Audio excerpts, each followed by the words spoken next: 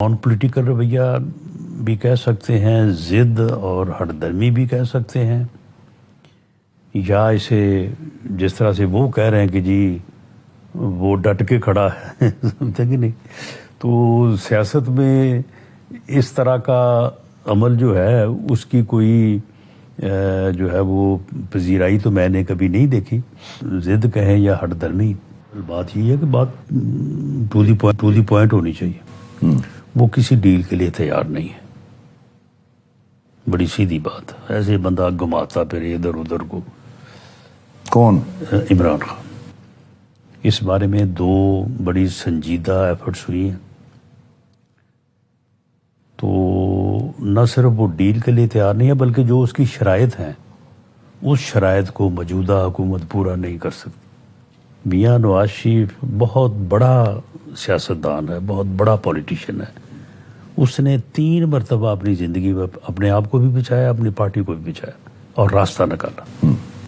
ہٹ درمی اور ضد جو ہے وہ سیاست میں جو ہے نا وہ گوارا نہیں ہے. نان پولیٹیکل رویہ بھی کہہ سکتے ہیں، ضد اور ہٹ درمی بھی کہہ سکتے ہیں، یا اسے جس طرح سے وہ کہہ رہے ہیں کہ جی وہ ڈٹ کے کھڑا ہے سمجھتے کہ نہیں. تو سیاست میں اس طرح کا عمل جو ہے اس کی کوئی جو ہے وہ پذیرائی تو میں نے کبھی نہیں دیکھی. ضد کہیں یا ہٹ درمی، اصل بات یہی ہے کہ وہ راستہ نکالنے پہ آمادہ نہیں ہے. اس وقت جو صورتحال جس کو پی ٹی آئی فیس کر رہی ہے یہ بالکل ان کا اپنا چنا ہوا راستہ ہے. اس میں کسی کو انہیں دوش نہیں دینا چاہیے. ایک سنجیدہ کوشش تو محسن نقوی صاحب اور علی امین گنڈا پور صاحب کے درمیان ہوئی ہے، اور وہ کوشش سنجیدہ کوشش تھی. ٹھیک ہے.